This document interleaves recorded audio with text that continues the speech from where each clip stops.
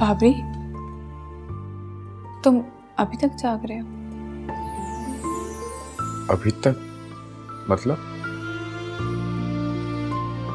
सच पूछो तो मैं तब से आंख भर कर नहीं सोया जब से तुम इस हवेली से गई। क्यों? क्यों का तो मुझे नहीं पता।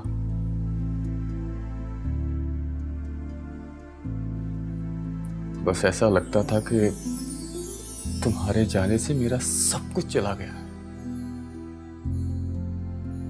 मेरे ख्वाब, मेरी खुशियां, मेरी आरज़ुएं कोई मुझसे छीन कर ले गया। जिंदगी के सब रंग ही बेरंग लगते थे। एक गहरा अंधेरा इर्द गिर्द घूमता था। जी चाहता था कि खुद मर जाऊं या सबको मार दूं।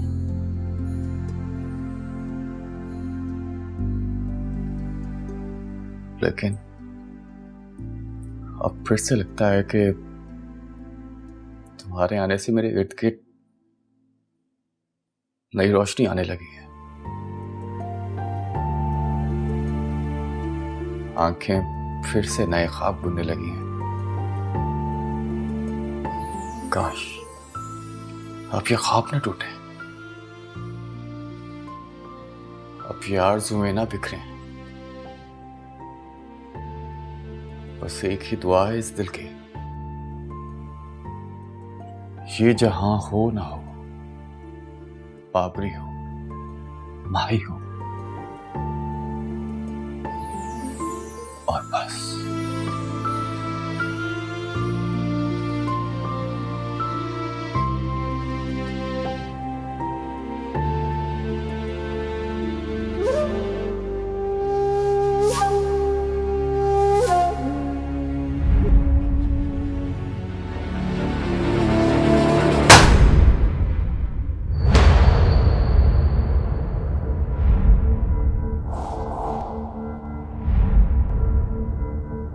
फखरुद्दीन, इस थप्पड़ का बदला बहुत भयानक होगा। इसके बाद ना तेरा हाथ किसी पे उठेगा और ना तेरी आंख किसी पे उठेगी।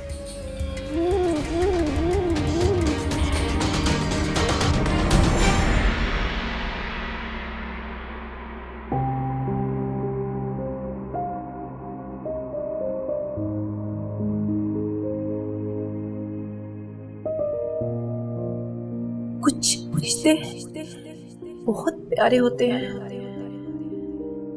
मगर मिलते नहीं, खो जाते हैं। और जब मिलते हैं ना, दूर हो जाते हैं। खुशबख्त, तूने ऐसा क्यों किया? क्यों किया तूने ऐसा? एक ईमानदार और अच्छे इंसान को मार डाला।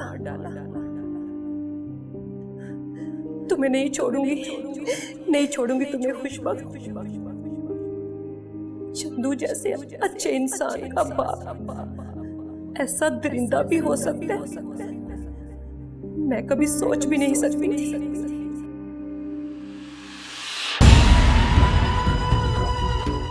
अब मैं तुम्हें तहत तक पहुंचा कर रहूंगी। हाँ चंदू, तुम यहाँ क्यों आए हो? बाबा सही, वो दरगाह वाला बाबा कहते हैं अपने बाबा से कहो अल्लाह साईं से डरे, तौबा कर ले, तौबा। लोगों की चीजें उनको वापस कर दे, अल्लाह तौबा कबूल कर लेगा, अल्लाह तुम्हें माफ कर देगा। वरना दरगाह वाला बाबा कहता है कि तौबा का दरवाजा बंद। हाँ, बंद तौबा का दरवाजा। लोगों की चीजें वापस करो वापस। कुशा, जी सरकार। वो क्या नाम है उस लड़की का? उस लड़की का नाम शाजी है। उसको समझाओ कि मेरे साथ ख्वामखा मत उलझे। नहीं नहीं बाबा साहब, ये नहीं, मैं जाऊंगा, ये नहीं जाएगा। ठीक है, तुम जाओ।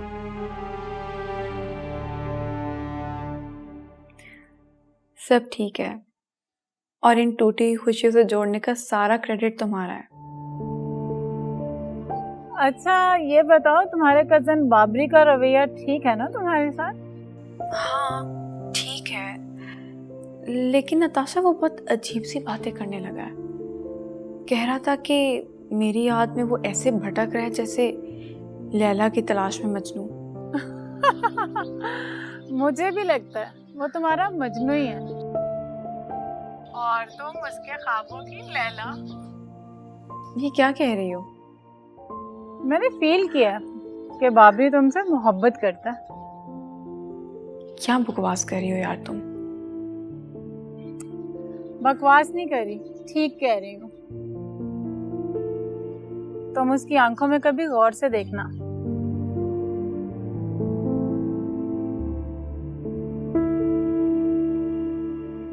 तुम्हें उनमें अपने लिए बेपनाह चाहत नजर आएगी।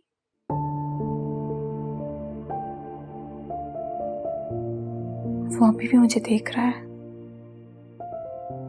तो फिर फोन बंद करो और मेरी इस बात पे गौर करो। घर की छत के नीचे मिलने वाली मोहब्बतें बाजारी मोहब्बतों से ज्यादा अहम होती हैं।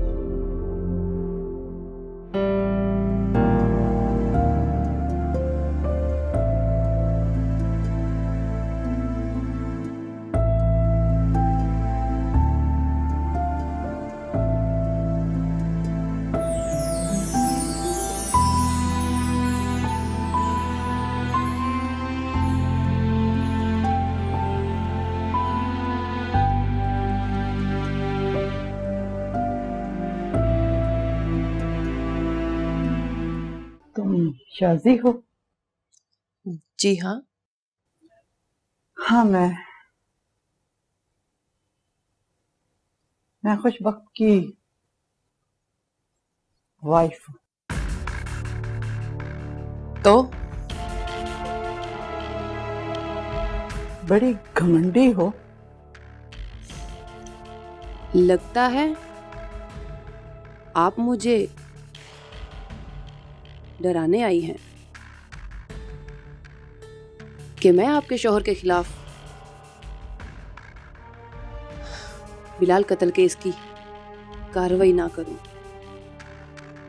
मगर मैं इस दरिंदे को सबके सामने अदालत में बेनकाब करूंगी।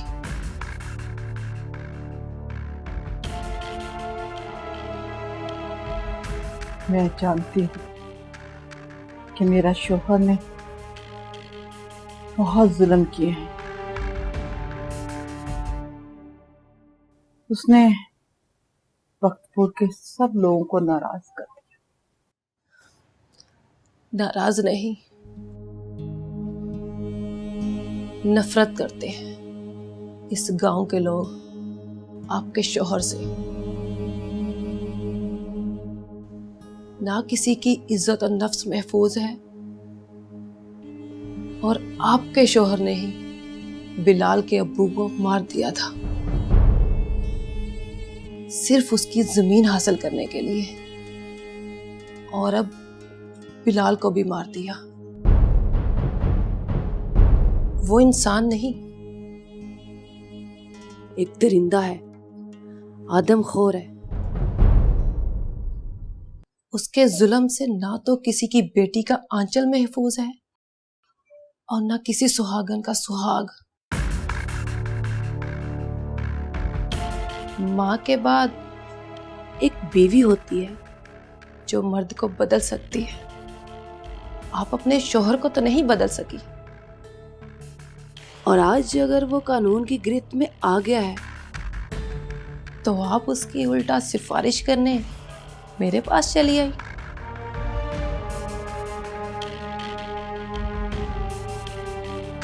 प्लीज चली जाएं और ये जान लीजिए वो आपका सिर्फ शोहर है। इस गांव के लोगों के लिए वो एक बद्दुआ है।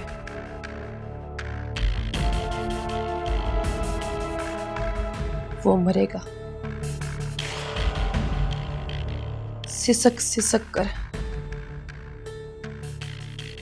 तड़प तड़प कर, जरूर मरेगा।